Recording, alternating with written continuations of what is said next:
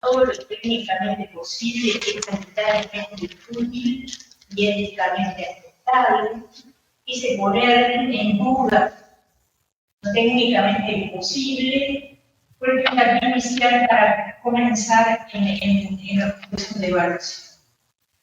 Por otro lado, se establecía también una falta de correlación entre la asignación de recursos económicos y la obtención de resultados favorables en términos sanitarios. Ese también fue un elemento que motivó el desarrollo. El contexto sanitario, muchos de ustedes lo conocen muy bien, es un incremento progresivo de la expectativa de vida, visibles.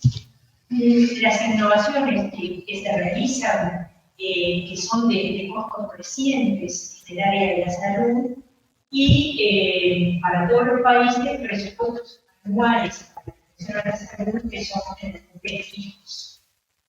No varían por el. Vamos a ver entonces, dentro de lo que son las tecnologías sanitarias, algunas de las clasificaciones, como esta Ronaldo Batista, que planteaba la diferenciación entre altas tecnologías intermedias y tecnologías menores, con una complejidad variable según de qué tipo de tecnología se esté usando. Otra de las clasificaciones la plantea según el origen del conocimiento, y este origen del conocimiento es variable y ha ido realmente diversificándose mucho. En su inicio, cuando surge la evaluación de tecnologías, se planteaba las tecnologías dependientes de la investigación biomédica y las transferencias de otros sectores, como puede ser el sonido, resonancias magnéticas. En el dibujo están viendo el funcionamiento de un robot, el robot Da Vinci, y bueno, es una de las innovaciones ya recientes, pero importantes que tenemos. Finalmente, la última clasificación habla de la finalidad, o sea, se enfoca en lo que es la finalidad de las tecnologías de gestión del conocimiento y calidad. Es una clasificación en español de 2011, y probablemente dentro de unos años estaremos agregando.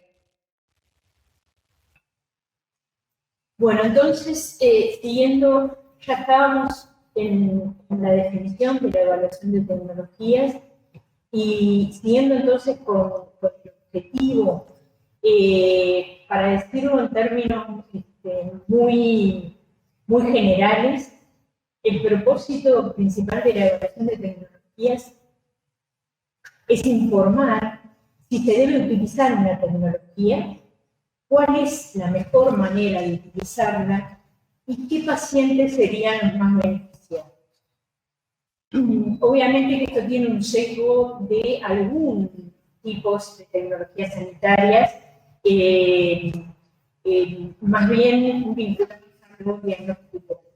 El ciclo de vida de las tecnologías sanitarias, que está descrito en esta diapo, como ustedes ven, tiene un inicio con una baja frecuencia y va incrementándose su frecuencia a lo largo del tiempo hasta que la tecnología se vuelve obsoleta. En esto tenemos una primera instancia de investigación y desarrollo, luego hablamos de tecnologías emergentes, y luego ya denominamos la nueva tecnología que se encuentra en el mercado, digamos, en el mercado sanitario, que en realidad que se utilizan, y ahí vemos cómo se comportan los profesionales de la salud con respecto a esto, que en la diapo aparece como los adoptadores tempranos, los que tempranamente van a adoptar esa tecnología sanitaria. Después aparece la receta de la tecnología ya establecida,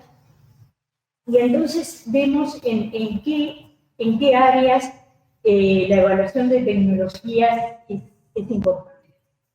En la innovación, en la aprobación del producto en el mercado o de la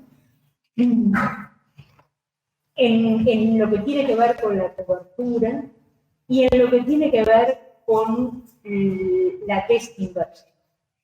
Básicamente, lo que realmente hace la evaluación de tecnologías es aportar a los procesos de cobertura y de desinversión. En las otras etapas está planteado que la evaluación de tecnologías haga su aporte, pero todavía es muy precaria, muy perniciosa. En cuanto al proceso, entonces, que complementa la definición muy general que decíamos, analiza los efectos y el valor de las tecnologías sanitarias en el sistema de salud y tiene como requisitos que sea estructurado y sistemático, la multidisciplinariedad, lo metodológico, que sea robusto y reproducible, y que tenga en cuenta características del entorno socioeconómico y cultural o probablemente organizativo también en algunos casos. Entonces, ¿cuándo una tecnología sanitaria debe ser incorporada en la cobertura asistencial? Y ahí entramos un poco en la definición de lo que son los componentes de la tecnología. Si funciona en condiciones óptimas, o sea, si es eficaz, si funciona en condiciones reales, si es efectiva, si es segura, si es mejor que la que ya tenemos o lo que ya hacemos, efectividad comparada. Podría gastarse mejor el dinero usándola y eso apela a la eficiencia. Podría implementarse su uso y tiene que ver con la factibilidad. Y lo podremos pagar, que tiene que ver con el impacto presupuestario, el impacto financiero. ¿Cuáles son entonces los niveles de aplicación de la evaluación de tecnología? A nivel macro, voy a empezar por el inferior, se utiliza para la selección de prestaciones de sistemas únicos o aún para la selección en sistemas fragmentados, pero que tengan cierto grado de optimización. A nivel meso, es el área de la evaluación de tecnologías en los hospitales, que es un área que creció, se desarrolló posteriormente a nivel macro, y que tiene mucha fuerza actualmente en el mundo, el desarrollo de evaluaciones de tecnologías a nivel de los servicios. A nivel micro, tiene más que ver con lo que son las guías de práctica clínica que orientan el actuar de los profesionales de la salud. Estos son entonces, a grandes rasgos, los 3 niveles de aplicación de la evaluación de tecnologías. Y en cuanto a las redes internacionales que han desarrollado la evaluación de tecnologías, ustedes van a poder acceder a las páginas web de estas redes y encontrar información interesante, valiosa. La red de agencias públicas, la REDEXA, que es la red de las Américas, que está coordinada por OPS, la de la Sociedad Internacional de Evaluación de Tecnologías y la red Cochrane Iberoamérica. En todos los ámbitos, desde el Ministerio de Salud hemos estado participando en estos años, en mayor o menor medida, de acuerdo a nuestra integración progresiva. Les muestro acá lo que es la base regional de informes de evaluación de BRISA, de REDEXA. Tiene la ventaja de tener muchos informes del contexto regional en español. Igualmente ustedes van a seguir profundizando sobre distintos temas y esto no pretende un lineamiento general, algunas sugerencias. En relación, bueno, esta es una diapositiva de Laura Sanpietro, catalana, que fue presidenta de la Sociedad Internacional de Evaluación de Tecnologías. Tuvimos la suerte de tenerla en 2015 con nosotros en Uruguay. Y bueno, es un poco el panorama de las distintas redes que ustedes podrán analizar. Quería brevemente hacer una distinción, porque sé que es un tema que los profesionales de la salud no lo tenemos demasiado claro, entre registro y cobertura. Como ven, en la diapo aparece México, el registro de productos lo realiza COFEPRIS. En general son agencias. Pueden ser agencias separadas por el Ministerio de Salud o pueden ser ámbitos dentro, unidades, divisiones, dentro de los ministerios de salud. Pero son organismos diferentes. Se registran productos médicos y se realiza evaluación de tecnología. En el caso de nuestro país, se encuentran en el Ministerio de Salud y son equipos técnicos diferentes. En Estados Unidos ven la FDA y la HRQ en lo que tiene que ver con evaluación de tecnologías. Y acá ven la multiplicidad de agencias que hay en España, y sin embargo la agencia regulatoria, la que registra los productos médicos, es una sola, la ANES. Entonces, con esto, ¿qué queremos decir? Que el registro por las autoridades regulatorias de un producto no determina su cobertura. Es todo otro tema, no tiene nada que ver. En nuestro país se ha confundido mucho, se habla de agencias de medicamentos, agencias de evaluación de tecnologías como la misma cosa, y realmente son conceptos totalmente distintos. En lo que tiene que ver con la utilización de las tecnologías sanitarias, queríamos brevemente hacer un pantallazo de lo que son las distintas causas que inciden en la utilización, en lo que puede ser la sobreutilización y en lo que es la judicialización conocida por todos. La presión de los pares, la opinión de la población, los métodos de comunicación, la rapidez en las innovaciones, el rol de la industria, los incentivos organizacionales que hacen que de alguna manera el profesional de la salud, por ejemplo, sepa el precio de las tecnologías que está implicando o otro tipo de consecuencias. Estos son algunas de las causas y probablemente encontrarán mucho más y podemos seguir trabajando sobre eso. Que puede ser también un pantallazo muy general sobre lo que son los informes de evaluación de tecnología que ustedes van a ver durante el curso. Como tipos de informes que han sido como tal reseñados por INATA, encontramos los informes de respuesta rápida, los informes breves y los informes completos. ¿Qué caracteriza a los informes completos? Bueno, acá vamos a tener una descripción de la tecnología y su uso, una evaluación de la eficacia, efectividad y seguridad, una determinación del costo-efectividad o costo-efectividad si corresponda, la provisión de información de costos, impacto financiero o impacto presupuestario, y se discuten los aspectos organizativos. Este es el deber ser. Por cierto, que no siempre van a encontrar exactamente todos estos aspectos. Sí, seguro y en todos los casos, eficacia y seguridad. En lo que tiene que ver con el proceso, entonces, siempre realizan una revisión sistemática de la literatura, siempre evalúan críticamente la calidad de la evidencia y cuando corresponde abordan aspectos éticos, sociales y legales. Los informes breves también hacen una descripción de la tecnología, evalúan eficacia, efectividad y seguridad, proveen información de costos e impacto financiero, realizan, por supuesto, una revisión sistemática de la literatura y evalúan críticamente su calidad, y abordan aspectos organizativos. Ven entonces cómo a medida que vamos avanzando, ya en los rápidos, vamos a tener menores componentes que se describen. La tecnología, eficacia, efectividad y seguridad. En cuanto al proceso, igualmente revisión sistemática de la literatura y evaluación crítica de la calidad de la evidencia. Y en cuanto a opciones, costos e impacto financiero.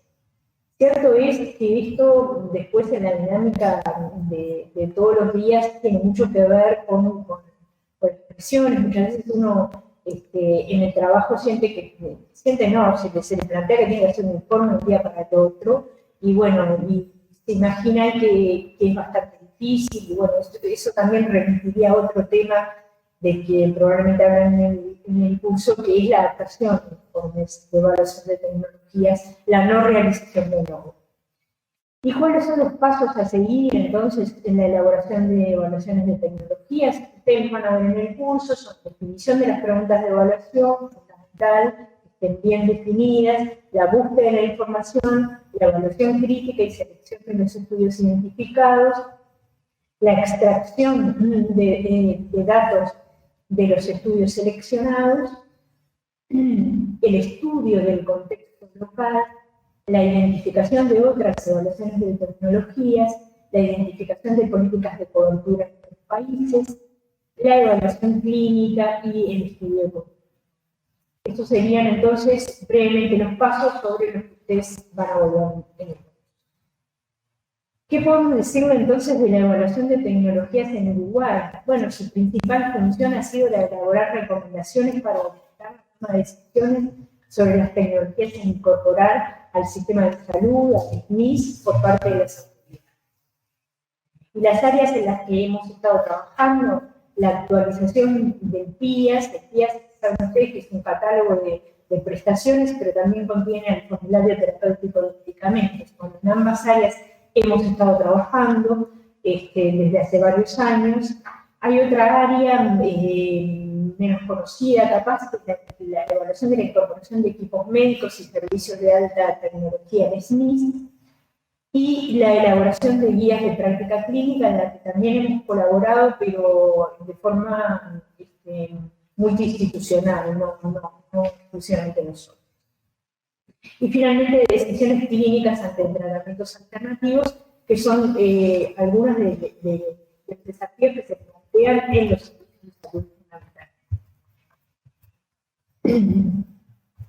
¿Cuáles son los desafíos? Bueno, acá podemos estar un largo rato, ya estoy en dar respuesta entonces a la creciente tensión entre promoción de la innovación en salud y la sostenibilidad del sistema de salud. ¿Qué pasa con esto? Parece que los evaluadores de tecnología tenemos como el peso de no querer la innovación en salud. Y esto no es así, digo, habría que plantear múltiples ejemplos y excede esta charla, pero es un tema que quiero dejar sentado, la controversia entre innovación y evaluación. En lo general, avanzar en la sistematización de los desafíos del ETS en Uruguay, avanzar en la sistematización de los procesos de incorporación en las distintas áreas a través del diseño de mecanismos que permitan la legitimidad técnica y ética, la aceptación política y social, la dinamización de los plazos de incorporación y desincorporación. Ustedes saben que estos procesos son procesos lentos y en los que intervienen múltiples actores y no son todos lo rápido que todos quisieran. En lo que tiene que ver con los equipos técnicos, bueno, avanzar en la consolidación de esos equipos con alta dedicación y lograr una remuneración adecuada. Y en lo que tiene que ver con los distintos actores, cada vez más en la evaluación de tecnologías es necesaria la participación de diferentes actores, donde en nuestro país hay una presencia fuerte de la academia, pero todavía estamos tratando de incorporar la perspectiva de los usuarios con mucho interés. Y esa participación se da no solo en los procesos de evaluación, sino muchas veces más que en ellos en los procesos de priorización. Bueno, y finalmente, para tocar uno de los temas que nos golpean más fuertemente, el tema de la judicialización, hemos desarrollado estrategias, incluso las hemos medido en su momento y demás, y seguramente tenemos que seguir desarrollando nuevas estrategias para aportar la evaluación de tecnologías a los procesos de judicialización de la salud en Uruguay a la evaluación de las intervenciones. Bueno, les agradezco especialmente con las dificultades de audio que tuvieron que soportar y bueno, los dejo con la clínica farmacéutica Ana. Bueno, en realidad yo estoy trabajando hace un tiempito ya con Anabel, Alicia, en la Dirección de Tecnología Sanitaria, en el Ministerio. La idea era, bueno, que ustedes en este curso puedan utilizar una evaluación de tecnología, tomar una decisión. Entonces, para eso vamos a empezar en esta segunda clase de hoy viendo informes de evaluación de tecnología, que son las herramientas que nosotros tenemos disponibles en distintas páginas bibliográficas en la web, y entonces podemos encontrar para seguir adelante con la evaluación de tecnología sin tener que hacerla de nuevo como explicaba. Bueno, los objetivos de esta segunda presentación es introducir al participante en las estructuras de un informe de evaluación de tecnología sanitaria, aportar herramientas para la interpretación del mismo y promover la utilización de informes de evaluación de tecnología sanitaria en la toma de decisiones en cuanto a utilización, compra o cobertura de tecnología sanitaria. La idea justamente, lo que hablábamos hoy, que con un informe que ya está, podamos tomar una decisión. A modo de repaso, un repaso muy seguido, porque en realidad recién vimos una definición, ahora vemos otra. Como ven, hay un montón de definiciones para la evaluación de tecnología sanitaria. Esta es otra, que es la del Instituto de Salud Carlos III, que definió la evaluación de tecnología sanitaria como aquel proceso de análisis e investigación dirigido a estimar el valor y contribución relativos de cada tecnología sanitaria a la mejora de la salud individual y colectiva, teniendo además en cuenta su impacto económico y social. Es el proceso por el cual se examina la evidencia disponible dentro de la práctica médica habitual sobre los méritos de una tecnología sanitaria en particular para la toma de decisiones sobre las compras o reembolsos. Es distinta, tienen con esta otra definición, ustedes después van a elegir o quedarse con la que más les guste. ¿Qué es un informe entonces de evaluación de tecnología sanitaria? Son publicaciones que utilizan evidencia científica de la mejor calidad para determinar la posible contribución de una tecnología a la salud de una población en concreto, considerando los costos involucrados. ¿Y cuáles son los atributos, características, qué beneficios dan estos informes? Que están basados en evidencia científica, o sea, que tienen una buena base, como quien dice, son útiles para la toma de decisiones, son claros, fáciles de entender y están adaptados al tiempo y al ámbito de decisión. Esto es importante que nosotros, ya como quien dice, vamos viendo a ver, en un informe si está adaptado a nuestro tiempo y nuestro ámbito de decisión, que es lo que vamos a tener que empezar a visualizar para ver si este informe nos va a ser útil a nosotros. Bueno, acá tenemos todas las secciones de un informe de evaluación de tecnología sanitaria que vienen mucho, está muy desmenuzado para que ustedes tengan claro todas las partes. Ana ya les hizo como en la introducción, en la presentación de Ana hizo una breve introducción y estaban todos estos puntos ya mencionados. Antes de esto, generalmente lo que nosotros tenemos en todos los informes de tecnología sanitaria es un resumen. Muchas veces con el resumen nos ayuda a visualizar si nos va a servir ese informe para nuestro objetivo, para lo que nosotros nos estamos preguntando y si va a contestar nuestras preguntas. Entonces, el resumen nos sirve, nos da una idea. Esta es un poco el objetivo del informe. Muchas veces con el informe se sacan conclusiones y eso en general no es del todo correcto, porque nosotros en el resumen tenemos justamente es un resumen, ¿no? Tenemos un detalle de algunos puntos, pero no podemos saber cómo fue hecho este informe. Entonces, no podemos saber si este informe realmente nos va a servir. Entonces, podemos tener una cierta idea, si vemos que eso no puede llegar a servir, bueno, seguimos ahí. Pero es importante ver todas las partes del informe. Tenemos un ejemplo que pusimos, que lo elegimos, que es un informe que hicimos en el departamento, en la división de tecnología, en la división de evaluación sanitaria del ministerio, que es eficacia y seguridad de sumar para el tratamiento del cáncer. Lo hicimos en el 2014. Todos estos informes están colgados en la web del ministerio. Si les interesa verlos, ustedes pueden entrar en la web del ministerio, que no es muy amigable. Si les queda alguna duda, preguntar en el foro cómo hacer.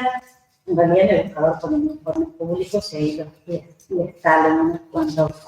El input es relativamente sencillo. Este informe puntualmente lo hizo un compañero, Nicolás González, que estaba en ese momento con nosotros, y vamos a utilizarlo como ejemplo. Bueno, empezando entonces a desarmar el informe de evaluación técnica.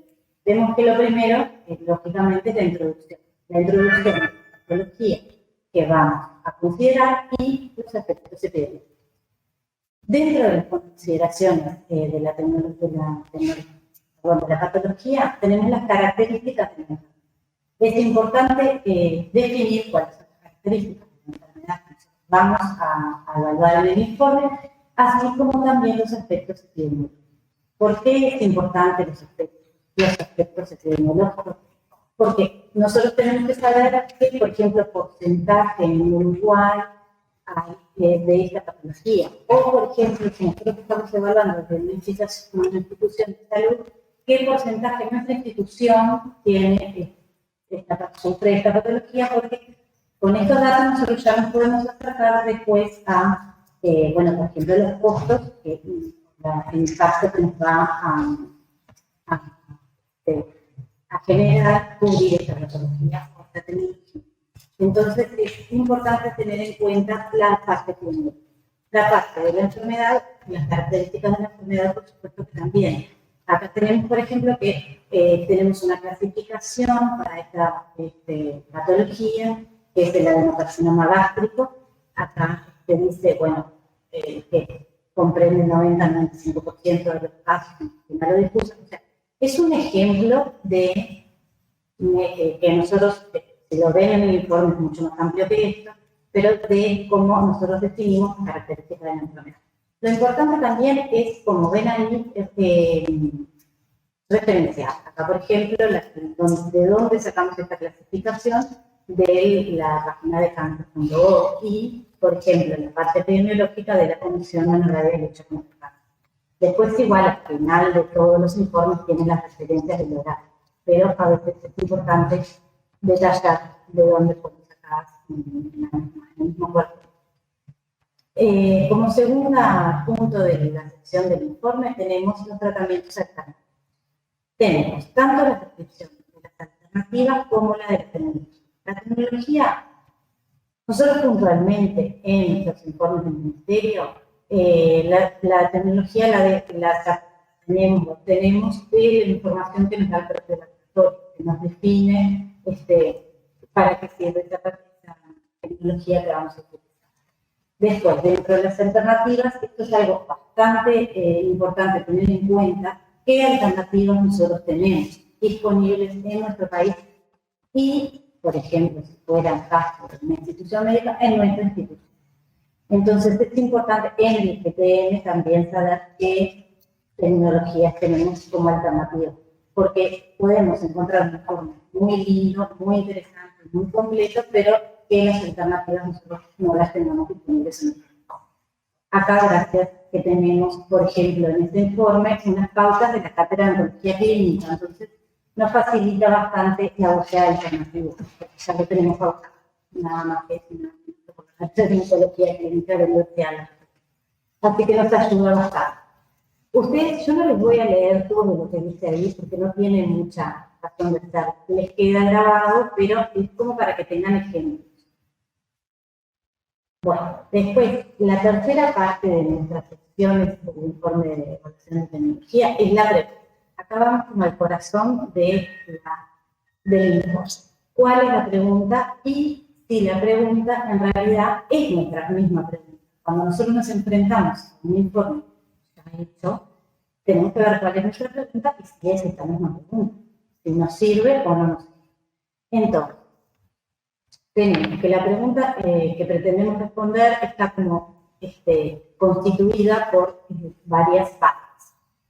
En la pregunta le decimos PICO por las siglas en inglés o PICOR, que sería en Uruguay, en español. La P es de población. La población y de los sujetos implicados que nosotros vamos a estudiar.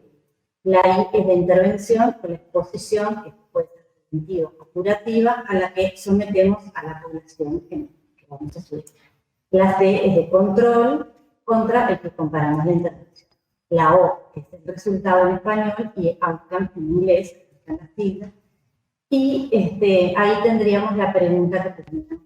En el caso de nuestro informe, puntualmente, sería la población, vamos a ver qué son los pacientes que tienen adenocarcinoma gástrico, que tenían gastroesofágico, que había avanzado, un paciente de HER2 positivo. Después, ¿cuál es la intervención? Trastuzumab asociada con quimioterapia combinada para primera línea de tratamiento. El control sería quimioterapia y el resultado, eficacia y seguridad. ¿Cómo vamos a responder esta pregunta? ¿Dónde vamos a encontrar, dónde vamos a contestar esta pregunta como más aterrizado dentro de nuestro informe? En los objetivos. Los objetivos generales, como lo dice la misma palabra, son más generales. Dentro de los informes del Ministerio, nosotros siempre asesoramos sobre la inclusión en este caso, trastuzumab, para la inclusión en el FTE. En realidad, estos son, como si ustedes ven los informes que están colgados en la web, como el objetivo general de la mayoría de nuestros informes. El objetivo específico, ahí ya vamos detallando mejor, que sería evaluar eficacia y seguridad, y ahí tienen la pregunta de trastuzumab asociado con quimioterapia combinada con primera línea de tratamiento para el adenocarcinoma gástrico de la unión esofágica en estadio avanzado en HER2 positivo. Ahí tienen detallada toda la. ¿Cómo los medimos, los objetivos? ¿Dónde vamos a encontrar esas respuestas a esa pregunta? En las variables. Las variables son las variables primarias y secundarias son nuestras respuestas. La primaria es la variable principal, la que nunca puede faltar. De todos estos, son como muchos conceptos para una primera clase. Todo esto lo vamos a ir desmenuzando en cada una de las clases y viendo puntualmente en cada una de las clases. Esto es como pantallazos para que vayan sonando los conceptos. La variable principal, que vamos a ver más adelante, pero en un estudio oncológico, siempre la variable principal es la sobrevida al borde. Y después, las secundarias, que es la sobrevida libre de progresión, generalmente está, el tiempo hasta la progresión también, y generalmente la respuesta tumoral y calidad de vida. No siempre podemos responder. Lo importante es la variable primaria. Después tenemos como variables de seguridad, eventos adversos, 3 o 4, evaluados según los criterios, bueno, en este caso del Instituto Nacional de Salud, porque es un estudio oncológico. Tenemos dentro de las secciones del informe, fuimos viendo, bueno, la introducción, los tratamientos alternativos, las preguntas que pretendemos responder, y ahora, ¿cuál fue la estrategia? Como les decía, todas las secciones del informe tienen su importancia, porque la estrategia de búsqueda también es importante ver dónde se buscó y qué fue lo que se buscó, para ver si realmente se hizo una búsqueda como corresponde en las bibliotecas más importantes y qué tipo de búsqueda. En este caso, la estrategia se realizó una búsqueda de la mejor evidencia disponible, que también después vamos a ver cómo se define la evidencia. Yo en este caso les digo que la mejor evidencia, ustedes no me tienen por qué creer, después vamos a ver en el resto del curso si es. Tenemos metaanálisis, buscamos metaanálisis, revisiones sistemáticas, ensayos clínicos controlados y autorizados, ensayos clínicos controlados en que las ramas de tratamiento difieren únicamente en la administración de tratamiento. Y como método de búsqueda, en este caso realizamos una búsqueda en PubMed y la biblioteca. Siempre es importante poner dónde va a buscar, en dónde se realizó la búsqueda y cuáles fueron las palabras clave que estén definidas. Si nosotros queremos realizar esa búsqueda, saber qué encontramos, es importante para repetir la misma búsqueda, saber cuáles fueron las palabras claves utilizadas. Y la fecha de búsqueda para ver si, bueno, es bastante actual, como decíamos, es importante en qué momento se realizó, o si se realizó hace mucho tiempo, y después los artículos que fueron incluidos para ver que se haya dejado fuera lo menos posible. Después vamos a la selección de estudios. Acá es importante qué fue lo que se incluyó y qué fue lo que se dejó afuera dentro de los estudios. Vamos a ver en el criterio de inclusión que, por ejemplo, la población tiene que obviamente incluir la población que nos interesaba a nosotros dentro de la pregunta. Entonces, por supuesto que encontramos que para pacientes con adenocarcinoma gástrico, con un avanzado, no resecable, resistente metastásico, histológicamente confirmado. Esto es el criterio de inclusión. Así como la intervención, que obviamente tiene que ser el trastorno. Después, como criterio de exclusión, vamos a encontrar que dice no haber recibido quimioterapia o radioterapia previa por su enfermedad avanzada. La razón de esto es que habíamos dicho en la pregunta que era primera línea de tratamiento. Entonces no debería haber recibido nada previo. Siguiendo con la sección del informe, vemos que hacemos que después de elegir esos estudios, tenemos que hacer un análisis crítico para ver qué tan fiables son esos estudios. Vamos en general, es bastante importante que los estudios estén revisados por dos revisores, para que asegurarnos que no se escapan. Entonces, los dos revisores hacen la búsqueda de forma independiente y después la contrastan y ven si los dos son similares, cuáles fueron los estudios elegidos, y en caso de no ponerse de acuerdo, discutir a ver si los van a incluir o no. Los datos fueron analizados con intención de tratar y las variables dicotómicas fueron reportadas como riesgo relativo con su respectivo intervalo de confianza del 95%. Todos estos datos es importante tenerlos en cuenta cuando nosotros vamos a analizar cómo se están respuestos los datos. Y después hay que ver cuáles son los sesgos en el informe. Entonces, para determinar los riesgos, los potenciales sesgos y los ensayos clínicos aleatorizados, en este caso, en el caso nuestro, y es en general lo que se utiliza más, usamos las recomendaciones de la COP, considerando particularmente el enmascaramiento y la asignación de tratamiento, o sea, que sea aleatorizado y que sea si está enmascarado, si es ciego o si está abierto. Después, en el caso de las revisiones sistemáticas, si hubiera revisiones sistemáticas, la herramienta que se utiliza para evaluar es AMP. Y para evaluar la clasificación de los niveles de evidencia, utilizamos el Centro de Medicina Basada en Evidencia de ya vamos llegando a los resultados y para ver los resultados de los estudios de eficacia, efectividad y seguridad, habíamos dicho, bueno, en realidad, se iba a pasar a las variables, en realidad, lo importante es ver primero qué fue lo que encontramos. ¿Qué fue lo que encontramos en este caso? Metaanálisis y revisiones sistemáticas no encontramos.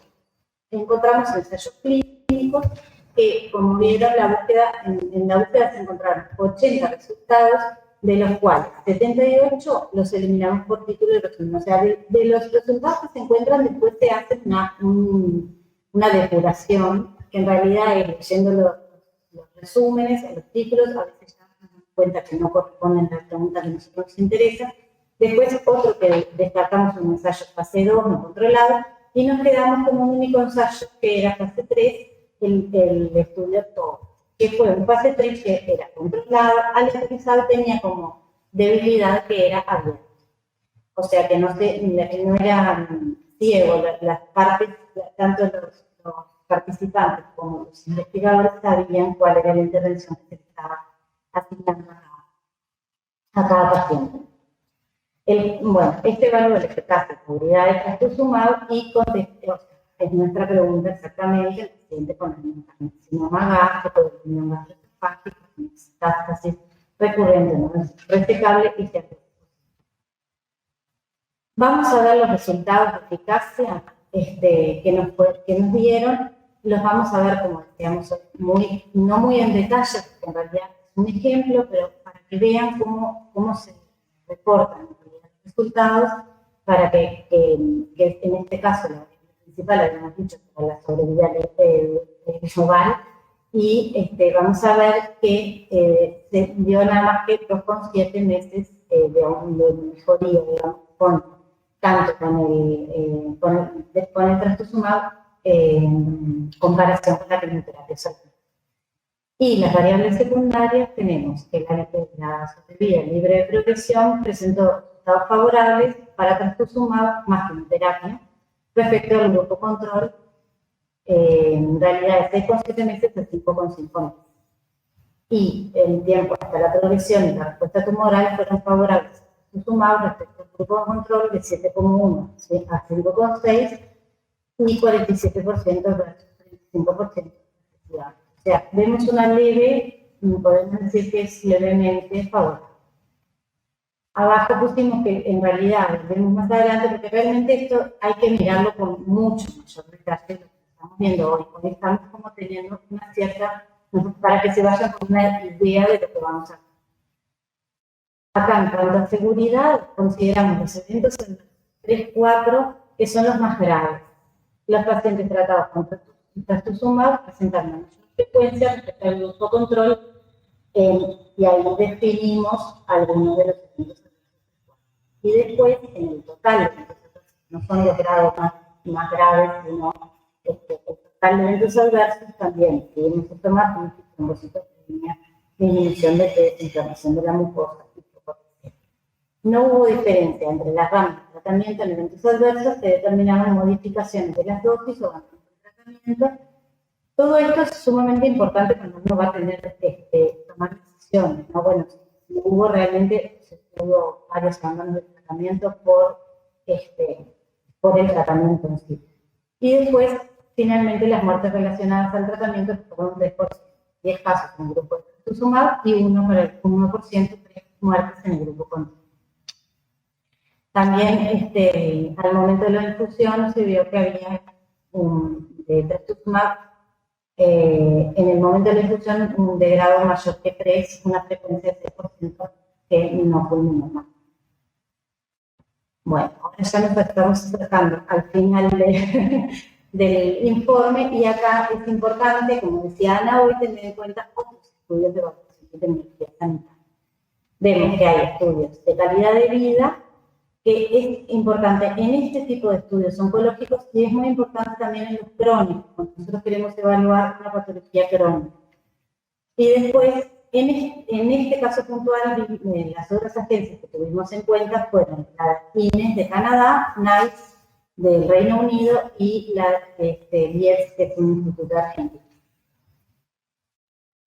En este informe encontramos estudios de calidad de vida, y en NICE en realidad recomienda el uso de trastuzumab, pero dice que en realidad no se ve comparado con el tratamiento que generalmente se utiliza. Acá nosotros tenemos que ver otras evaluaciones de tecnologías de otros países, pero es importante también leer todo muchas veces. Acá esto es como un resumen, pero es muchas veces importante ver por qué razón se tomó esa decisión de incorporación o no, porque en realidad a veces juegan otros factores en cuenta. Por ejemplo, hay negociaciones de precios, otros puntos a tomar en cuenta que juegan a favor de una inclusión o no. Es importante tener en cuenta todos esos aspectos. Bueno, en las consideraciones farmacoeconómicas, ¿qué hay que tener en cuenta? Los costos directos, por supuesto, que es algo que tenemos que tener en cuenta y que tiene un gran peso en las consideraciones farmacoeconómicas. El precio del fármaco es muy importante, y no solo el precio puntual, sino teniendo en cuenta la dosis, la frecuencia y la duración del tratamiento, haciendo un costo de cuánto sería, por ejemplo, un mes de tratamiento en función de todos esos parámetros, ¿no? Del precio del fármaco, la dosis, la frecuencia, un mes, 3 meses, como consideremos de acuerdo a la patología en cuestión. Si es, por ejemplo, intravenoso, también hay que tener en cuenta el costo de la administración. Si está internado, hay que ver los costos de la internación u otros costos asociados a posibles eventos adversos más comunes. Después, dentro de los costos indirectos, tenemos, por ejemplo, las consecuencias de la enfermedad en el individuo. Si deja de trabajar, bueno, ahí hay un costo social y hay un costo para el individuo, también hay un costo de la familia. Estos todos entran dentro de costos indirectos y realmente es muy difícil incluirlos dentro de la declaración.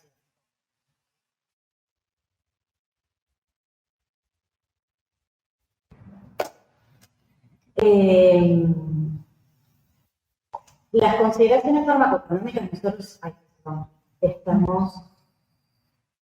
las consideraciones farmacoeconómicas que estamos diciendo en es como un pantallazo. Pues hay estudios de costo-utilidad, hay estudios de impacto presupuestal que son como evaluaciones puntualmente, evaluaciones económicas mucho más complejas. Después, ya llegando a la discusión, tenemos que puntualmente en nuestro informe los resultados de eficacia y seguridad fueron obtenidos a partir de un ensayo fase 3 abierto, o sea, ya estos son como puntos que ya nos van diciendo que fueron como debilidades, ¿no? Si nosotros vamos a tomar este informe para evaluar el tratamiento con trastuzumab adicional a capecitabina y cisplatina, o sea, que la quimioterapia combinada, produce un aumento significativo de sobrevida global en 2,7 meses. Respecto a quimioterapia, también produce un aumento significativo en sobrevida de progresión, tiempo para la progresión y respuesta tumoral. En cuanto a seguridad, los eventos adversos son conocidos para este fármaco sin resultados inesperados y comparables a los tratamientos actualmente disponibles. Bueno, y como conclusiones, en realidad, en función de todo lo que fuimos viendo, los pacientes que mostraron un leve incremento en la sobrevida global con un aumento en 3 veces la muerte relacionada al tratamiento de los que como efecto adverso importante. Por otra parte, nosotros teníamos que, claro, la evidencia fue en base a un único informe que encontramos en la bibliografía, que era de fase 3 abierto. Muchas veces nosotros en las conclusiones agregamos que, bueno, hay que estar abierto, no hay evidencia que se puede encontrar. Eso es cuando uno evalúa un informe, cuando uno hace un informe. Cuando uno evalúa un informe puede, si es de su interés, bueno, tomar eso como base y hacer una búsqueda a ver qué otros informes puede encontrar posteriores a esto.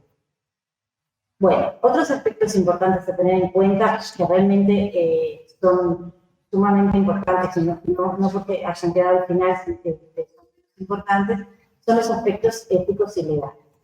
En general, nosotros lo ponemos al principio del informe, como dice acá, pero el intolerante cuenta aún no se acaba. En realidad, nosotros que podemos encontrar evidencia, la encontramos y hacemos un informe y si buscamos evidencia buena y conseguimos, terminamos un informe fantástico. Pero a veces, ¿qué nos pasa? Que no podemos encontrar evidencia como la que queremos, ensayos que comparen nuestras alternativas de interés. Entonces, en esos casos, lo que se busca, se utiliza como herramienta son las comparaciones indirectas. En realidad no son de tan buena calidad esos estudios, los estudios sí, en realidad no son, tienen más debilidades que los otros. Entonces, son utilizados como segunda instancia. Si nosotros si nosotros encontramos comparaciones directas, es lo primero que vamos a concluir. Las comparaciones indirectas, por ejemplo, nosotros tenemos, si queremos comparar fármaco A con fármaco B y no tenemos esa comparación, lo que hacemos es buscar posibles comparadores. Entonces, por ejemplo, tenemos comparador fármaco A contra placebo, fármaco B contra placebo, y entonces hacemos una comparación indirecta.